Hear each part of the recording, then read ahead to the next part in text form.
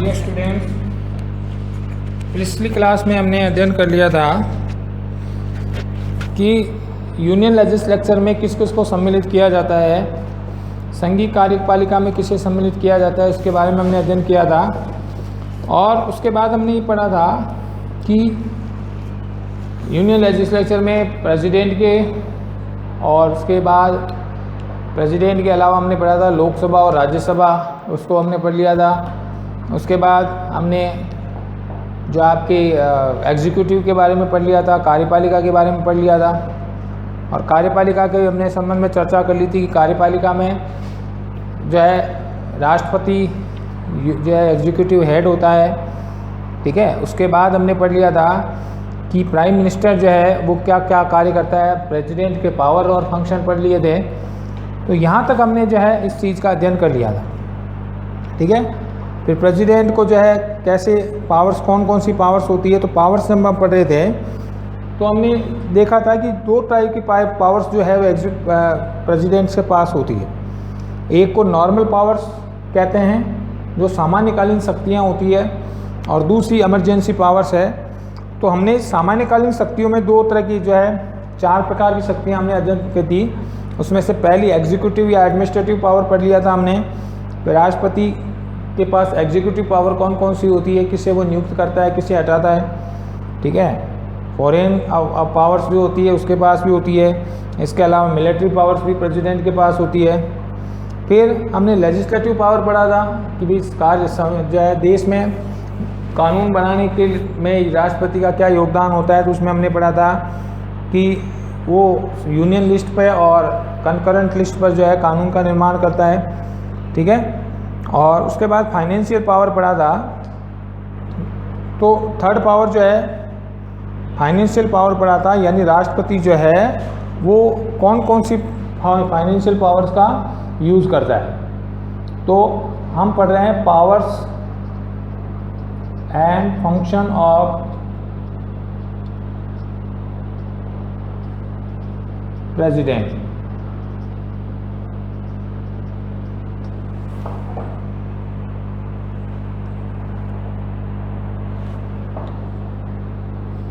इसमें हमने 2 पावर्स पढ़ ली थी। थर्ड पावर्स है फाइनेंशियल पावर।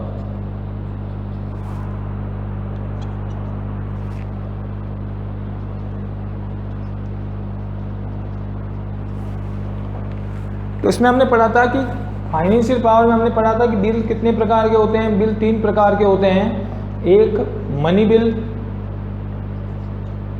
बिल और दूसरा नॉन मनी बिल कह दो या ऑर्डिनरी बिल कह दो, नॉन मनी बिल। और तीसरा जो बिल टाइप था हमने वो पढ़ा था, वो थे आपके कॉन्स्टिट्यूशनल अमेंडमेंट बिल, ठीक है। तो उसमें हमने मनी बिल के बारे में पढ़ा था कि मनी बिल वो बिल होते हैं जिनका संबंध धन से होता है। सरकार को किसी तरह का धन खर्च करना है या नया टैक्स लगाना है, किसी टैक्स को हटाना है, या जो धन से जुड़े हुए मामले हैं वो सब मनी बिल के अंदर आएंगे। तो मनी बिल के बारे में हमने चर्चा की थी जब लोकसभा पढ़ा था, तो कि मनी बिल जो है वो लोकसभा में एड्रेस किया जाता है, प्रेजेंट किया जाता है सबसे पहले, राज्यसभा में। बाकी दोनों जो हैं वो बिल दोनों में सदनों में, बोथ हाउस में लाए जा सकते हैं, लेकिन मनी बिल जो है वो केवल लोकसभा में लाया जा सकता है। फिर हमने बात की थी कि मनी बिल अगर लोकसभा में लाना है तो उससे पहले प्रेसिडेंट की जो है परमिशन की आवश्यकता होती है, ठीक है। यानी प्रेसिडेंट की परमिशन से ही मनी बिल लोकसभा में लाया जा सकता है, ठीक है। तो इसका मतलब देश में कोई भी नया कर लगाना है या कर हटाना है या किसी भी प्रकार का अगर सरकार को धन खर्च करना है तो उसके लिए प्रेसिडेंट की परमिशन की आवश्यकता होती है, ठीक है। The president has several important financial power also. In the beginning of every financial year the president cause to place the account of the respective year's income, ठीक है। तो इसका मतलब क्या होगा कि कोई भी साल के जो फर्स्ट ईयर जो होता है, जिसे हम बजट सेशन कहते हैं, बजट सेशन, उसमें राष्ट्रपति जो फाइनेंस मिनिस्टर है उसकी सहायता से बजट पेश करवाता है लोकसभा में, ठीक है। और एवरी फाइनेंशियल जो ईयर होता है भारत में, जो फाइनेंशियल ईयर जो होता है उसका जो अवधि है वो होती है 1 अप्रैल से लेकर के और 31 मार्च तक, इसको फाइनेंशियल ईयर बोलते हैं, ठीक है। तो राष्ट्रपति क्या करता है, every financial year the president goes to place the account of the respective year income and expenditure, जिसे हम कहते हैं बजट, जिसे हम क्या कहते हैं, बजट। यानी हर साल बजट पेश किया जाता है लोकसभा में। कौन पेश करता है, देश का फाइनेंस मिनिस्टर, ठीक है। तो राष्ट्रपति क्या करेगा, अपने बजट पेश करवाएगा किसकी सहायता से, फाइनेंस मिनिस्टर की सहायता से। यानी देश की जो आय है, देश की इनकम है और देश का जो एक्सपेंडिचर है उसका विवरण वो बजट में लोकसभा के सामने रखवाता है, ठीक है, in front of the both of the house of parliament. अब उस बजट को वो पेश तो लोकसभा में करेगा, लेकिन उसका अकाउंट जो है वो बोथ हाउस में, दोनों हाउस में रखेगा कि भाई सरकार की इस साल में इतने आय हुई है और इतना गवर्नमेंट का एक्सपेंडिचर है, खर्च है, ठीक है। तो वो बजट पेश करवाता है संसद में, यानी सरकार के एक एक खर्चे का हिसाब संसद के सामने रखवाता है। ये राष्ट्रपति का दायित्व है, ठीक है। Next, without the constant finance bill and demand for grant cannot be introduce in the Lok Sabha. तो ये मैंने बात पहले ही बता दी थी कि मनी बिल या फाइनेंस बिल जो है वो लोकसभा में पेश किया जाएगा और किसकी परमिशन से पेश किया जाएगा, प्रेसिडेंट की परमिशन से। तो बिना प्रेसिडेंट के परमिशन के किसी भी तरह का व्यय, कोई भी एक्सपेंडिचर नहीं किया जाएगा, कोई भी ग्रांट मंजूर नहीं होगी, कोई भी अनुदान नहीं दिया जाएगा, ना कोई नया टैक्स लगाया जाएगा। क्योंकि कोई भी मनी बिल अगर लेकर आना है आपको, तो आपको पहले प्रेसिडेंट की परमिशन की ज़रूरत होगी। तो इस तरह हम कह सकते हैं कि देश की धन पर जो है वो राष्ट्रपति का नियंत्रण होता है। राष्ट्रपति देश में बजट पेश करवाता है वित्त मंत्री की सहायता से, फाइनेंस मिनिस्टर की हेल्प से। फोर्थ पावर है जुडिशियल पावर।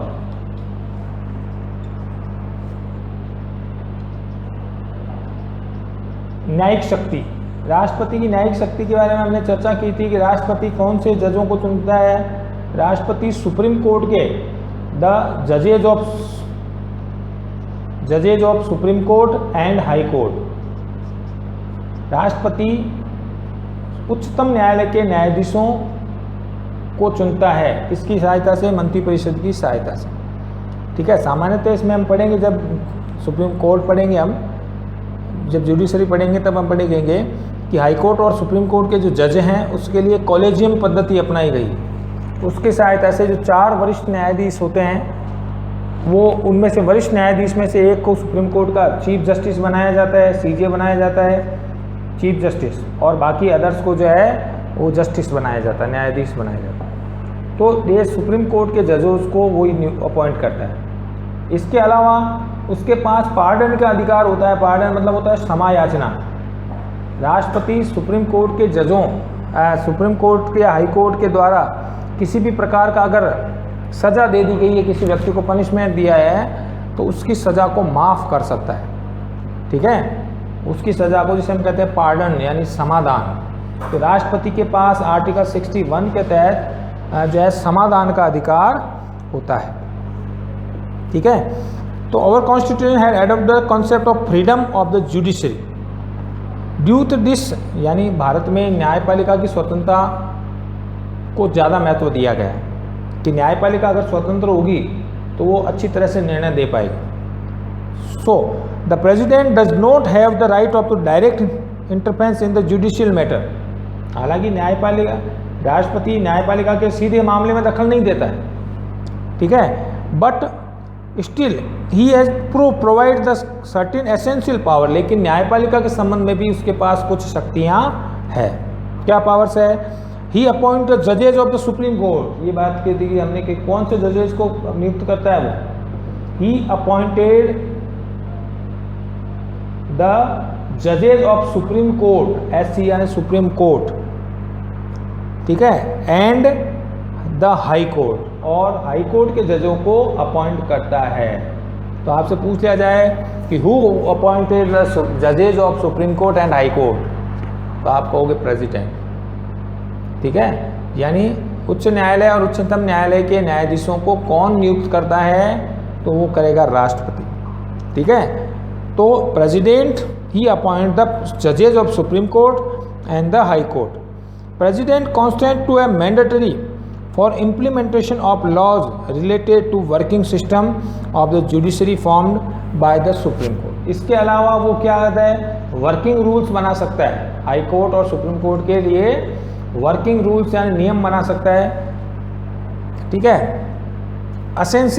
ये अपॉइंट इसका हो गया कि the implementation of law related to working system of the judiciary form, यानी वर्किंग सिस्टम कि भाई सुप्रीम न्यायपालिका कैसे चलेगी, उसका चलने का तरीका क्या होगा, तो उसके लिए वो क्या कर सकता है, जुडिशरी जो है वर्किंग सिस्टम बना सकता है सुप्रीम कोर्ट और हाई कोर्ट के लिए।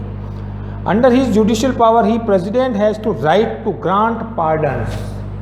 इसके अलावा राष्ट्रपति के पास पार्डन्स का भी अधिकार होता है। पार्डन्स एक शब्द है जिसका मतलब क्या होता है, क्षमा याचना, क्षमादान।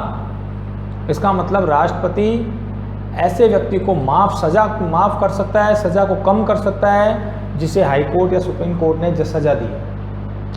यानी हाई कोर्ट ने किसी व्यक्ति को फांसी की सज़ा दी है या किसी को उम्र कैद की सज़ा दी है। ठीक है, तो ऐसे व्यक्ति को वो राष्ट्रपति से क्षमा याचना कर सकता है, दया याचना कर सकता है, और राष्ट्रपति उसकी सज़ा को क्या कर सकता है, माफ़ कर सकता है। पार्डन्स मतलब होगा क्षमा। तो राष्ट्रपति न्यायालय के द्वारा दी गई सज़ा को क्या कर सकता है, क्षमा कर सकता है। इसे कहते हैं द पार्डन्स। पार्डन्स मतलब होता है क्षमा याचना। ठीक है, तो प्रेसिडेंट अपॉइंट द जजेज of Supreme Court and High Court, यानी राष्ट्रपति सर्वोच्च न्यायालय के और उच्च न्यायालय के न्यायाधीशों को अपॉइंट करता है। इसके अलावा वो वर्किंग सिस्टम बना सकता है सुप्रीम कोर्ट के लिए और हाई कोर्ट के लिए वर्किंग सिस्टम बना सकता है। और इसके अलावा उसके पास पार्डन्स का अधिकार है, अर्थात उसे 71(2) के अनुसार से जो है क्या किसमें उसे जो है क्षमा याचना या क्षमा देना का भी अधिकार है, क्षमादान की शक्ति उसके पास। तो ये हो गई फाइन जो है राष्ट्रपति की जनरल पावर्स या नॉर्मल पावर्स। अब हम सेकंड टाइप की पावर्स पढ़ेंगे।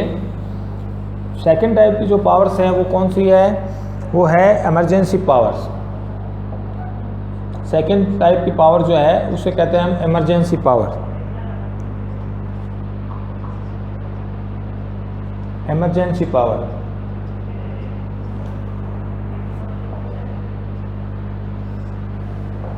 Of president. इम्पोर्टेंट है, ये याद रखना है, इसको इम्पोर्टेंट है इमरजेंसी पावर। देखिए हमने इमरजेंसी का मतलब क्या होता है। इमरजेंसी का मतलब होता है कि संविधान निर्माता इस बात को जानते थे कि वह देश में भविष्य में कभी भी युद्ध की आशंका हो सकती है, देश को खतरा उत्पन्न हो सकता है। और जब देश में खतरा उत्पन्न होता है, देश पर बाहरी आक्रमण होता है या देश के अंदर युद्ध और दंगे हो रहे हैं, तो ऐसी स्थिति में राष्ट्रपति क्या कर सकता है, इमरजेंसी की घोषणा कर सकता है। इमरजेंसी को हिंदी में बोलते हैं आपातकाल। और आपातकालीन स्थिति में राष्ट्रपति के पास संविधान निर्माताओं ने कुछ शक्तियां दी गई। ठीक है, तो 3 पावर्स जो है राष्ट्रपति की, इमरजेंसी पावर्स 3 टाइप की होती है।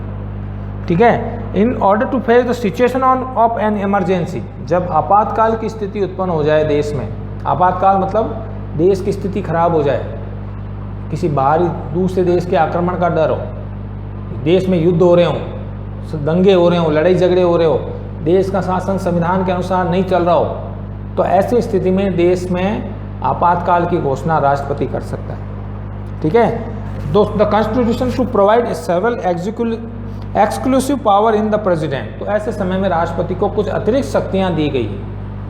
ठीक है, at present status of emergency provision of the constitution is a given below. तो 3 टाइप की जो है राष्ट्रपति के पास इमरजेंसी जो पावर्स है वो 3 टाइप की होती है।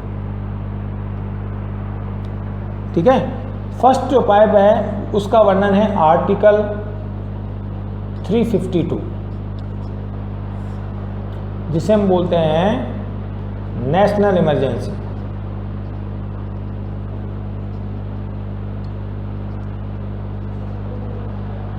राष्ट्रीय आपात।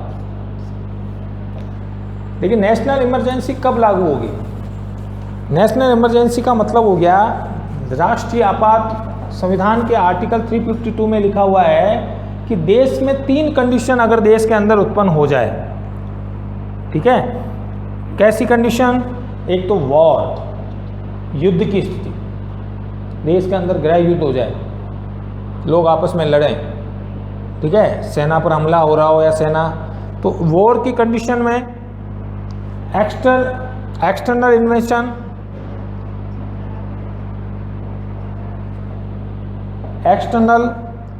इन्वेशन, यानी बाहरी आक्रमण, यानी युद्ध की स्थिति हो जाए। एक्सटर्नल इन्वेंशन यानी बाहरी आक्रमण हो जाए, जैसे चाइना ने अटैक किया था इंडिया पे, जैसे पाकिस्तान ने अटैक किया था, ठीक है। अब तक देश में 3 युद्ध हो चुके हैं ना। कब? 1962 में, 1961 में जो है पाकिस्तान ने अटैक किया था, ठीक है। 1971 में, 1962 में जो है आपके चाइना ने अटैक किया था, 1971 में अटैक किया था पाकिस्तान ने, और 1975 में। तो 3 बार जो है देश में इस प्रकार का जो है नेशनल इमरजेंसी लगाई जा चुकी है, ठीक है। तो कौन कौन सी कंडीशन में? आर्टिकल 352 के तहत 3 कंडीशन में जो है नेशनल इमरजेंसी लगाई जा सकती है। कौन कौन सी कंडीशन? एक वॉर, इंटरनल वॉर यानी देश के अंदर युद्ध की स्थिति हो जाए, एक्सटर्नल इन्वेंशन यानी बाहरी आक्रमण का डर हो, और इंटरनल कॉन्फ्लिक्ट,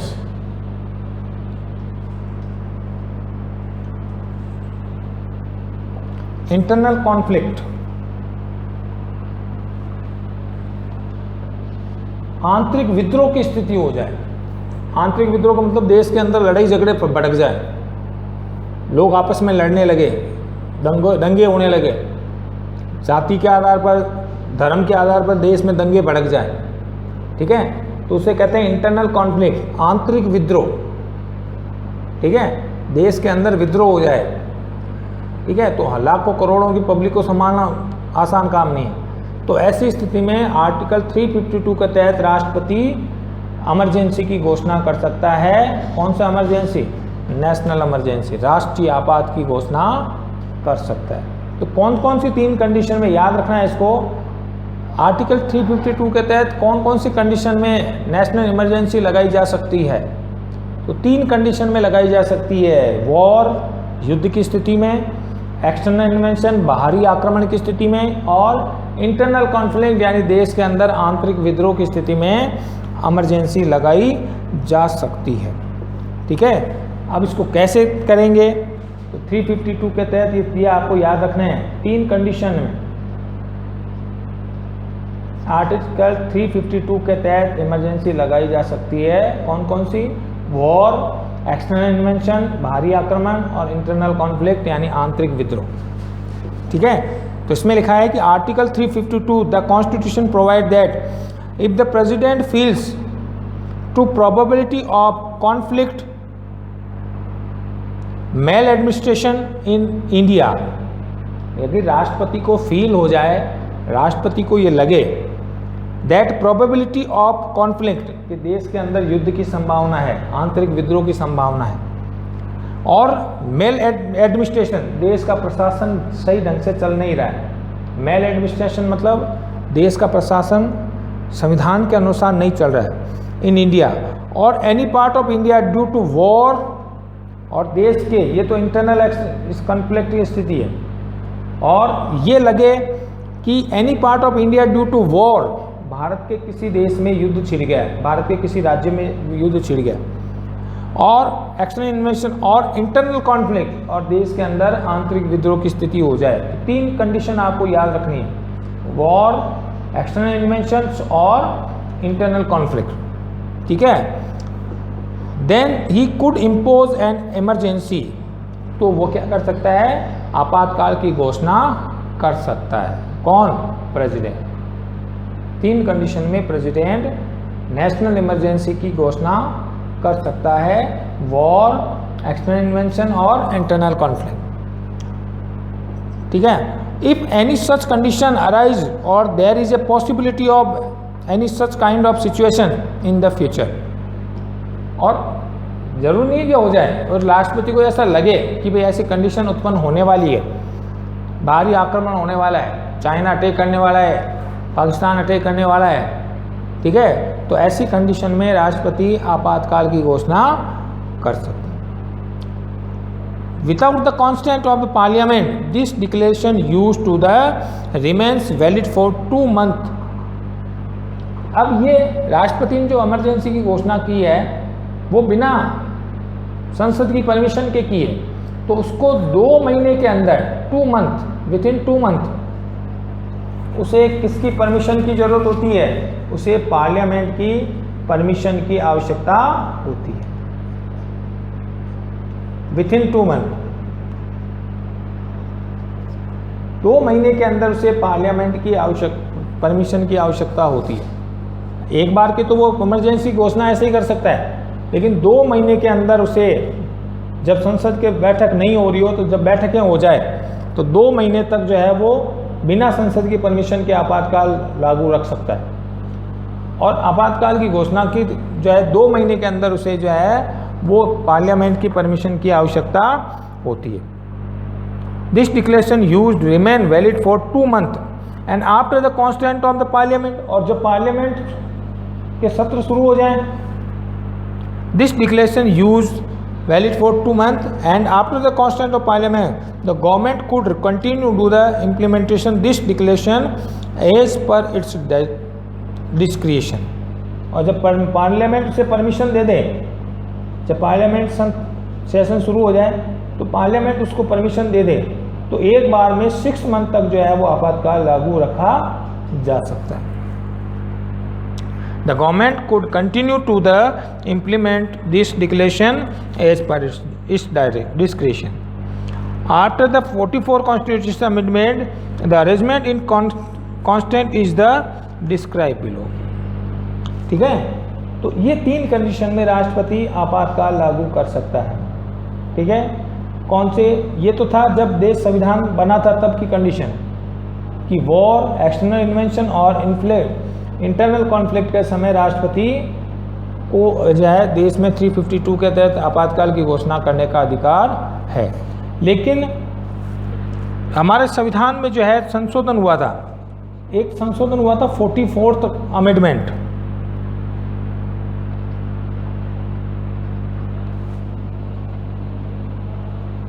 चौवालीसवां संविधान संशोधन में, जो कि हुआ था 1976 में। ठीक है, इसमें यह कहा गया था कि भाई राष्ट्रपति आपातकाल की घोषणा करने के लिए क्या क्या कंडीशन चाहिए। इन कंडीशन में कुछ चेंजिंग हुआ था। ठीक है, कुछ सुधार किए गए थे, क्योंकि ऐसा तो राष्ट्रपति मर्जी से कभी भी इमरजेंसी घोषित कर सकता है, इसलिए इसमें कुछ सुधार किए गए थे 44th अमेंडमेंट में, 44वें संविधान संशोधन में, जो 1976 में हुआ था। और उसमें ये कहा गया था कि राष्ट्रपति आपातकाल की घोषणा करने के लिए कुछ कंडीशन की जरूरत होती है। यानी क्या क्या सुधार होना चाहिए? Number 1, first, the type of emergency can be imposed only at the time of fear of a war, external invention और एन आर्म्ड रिवॉल्ट। तो 3 कंडीशन, इस कंडीशन को चेंज करके, और बाकी 2 कंडीशन तो वही रखी, लेकिन इसको चेंज किया गया 44th अमेंडमेंट में। क्या कि इस टाइप का इमरजेंसी कब लगाया जाता है? Only at the time of fear of a war. ठीक है, वॉर की कंडीशन में, एक्सटर्नल इन्वेंशन की कंडीशन में,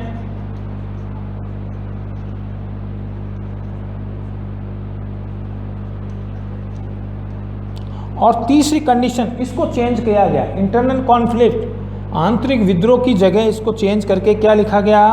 and armed revolt, armed revolt, सशस्त्र विद्रोह हो जाए।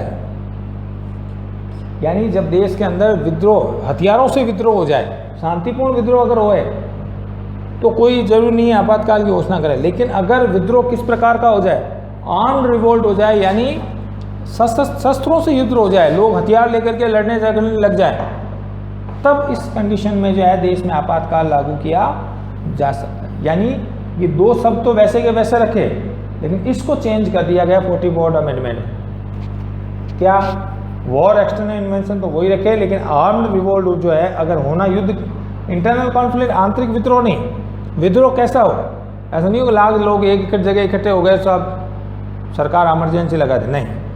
विद्रोह कैसा होना चाहिए, आर्म्ड होना चाहिए। विद्रोह में हथियारों का प्रयोग अगर है तो फिर वो लगा आपातकाल इमरजेंसी लगा सकते हैं, ठीक है। तो emergency can not be impose only in the name of internal conflict. अब ये शब्द हटा दिया गया है। 44 अमेंडमेंट में ये कहा गया है कि राष्ट्रपति अब इंटरनल कॉन्फ्लिक्ट, आंतरिक विद्रोह के नाम पर आपातकाल नहीं लगा सकता। उसकी जगह अब नया शब्द क्या चेंज किया गया, आर्म्ड रिवोल्ट अगर हुआ है तो ही आपातकाल लगा सकता। तो एक तो कंडीशन 44 अमेंडमेंट में ये चेंजिंग हुआ है। सेकंड क्या क्या है, अंडर दैट अगर 352 के तहत आपातकाल लागू किया जा रहा है, आर्टिकल 352 के, the president can declare an emergency only if the council of minister give a written advice. इसके लिए रिटन एडवाइस चाहिए। किसकी? रिटन एडवाइस जरूरी है। किसकी? मिनिस्टर, काउंसिल ऑफ मिनिस्टर की,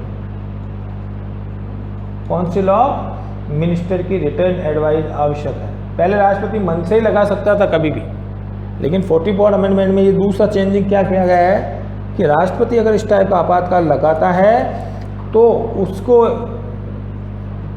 मंत्रिपरिषद के द्वारा लिखित रूप में ये दिया जाना चाहिए कि भी आपातकाल लगा दो, तब राष्ट्रपति आपातकाल लगा सकता है। यानी अगर मंत्रिपरिषद ये एडवाइस दे, कैसी एडवाइस, रिटर्न में दे कि साहब देश की स्थिति खराब है, युद्ध होने वाला है, विद्रोह, सशस्त्र विद्रोह होने वाला है, भारी आक्रमण होने वाला है, ये रिटर्न में दे, तब प्रेसिडेंट जो है वो 352 के तहत आपातकाल लगा सकता है। तो किस रूप में लिखा हुआ होना चाहिए?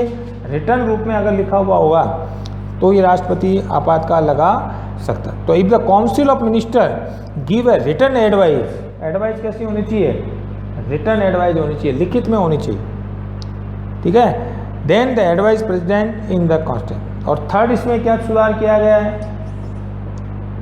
Act declaration of emergency it approval from special majority. इसको थर्ड स्टेज में क्या सुधार किया गया है कि इसको अप्रूवल करवाना पड़ेगा, approval from special majority.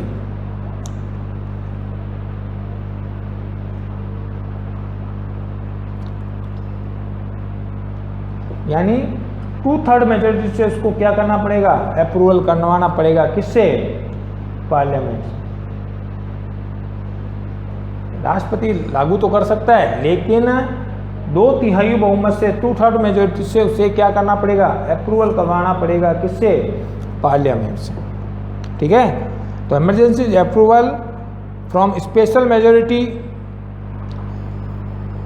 Special majority मतलब पार्लियामेंट की 2/3 majority of the members present in the participating in the election in mandatory and to the continue if approval will be required after every 6 month. और हर 6 महीने बाद, every 6 month जो है उसे इसकी रिटर्न अनुमति की आवश्यकता या पार्लियामेंट की परमिशन की आवश्यकता होगी, ठीक है। तो अप्रूवल कौन करेगा? 2 महीने के अंदर से अप्रूवल कौन करेगा? पार्लियामेंट के अप्रूवल की जरूरत होगी, अन्यथा आपातकाल अपने आप ही खत्म हो जाएगा। 2 महीने में अगर पार्लियामेंट उसे परमिशन नहीं दे आपातकाल को कंटिन्यू करने की, तो आपातकाल लंबा नहीं रह सकता। हाँ, अगर परमिशन दे दे तो एक बार में आपातकाल कितने टाइम तक लागू रह सकता है? 6 महीने तक, 6 मंथ। हर 6 महीने में फिर वापस परमिशन की जरूरत होगी पार्लियामेंट। और फोर्थली इसमें क्या सुधार किया गया है? Declaration of emergency can be ended if a simple majority. अगर उसको एंडेड करना है, उसे खत्म करना है, तो उसके लिए सिंपल मेजोरिटी की आवश्यकता होगी। उसके लिए 2/3 मेजोरिटी की जरूरत नहीं है।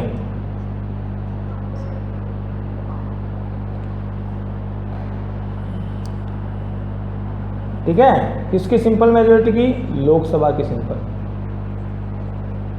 लोकसभा जब उसे आपातकाल को खत्म करने की बात है तो भाई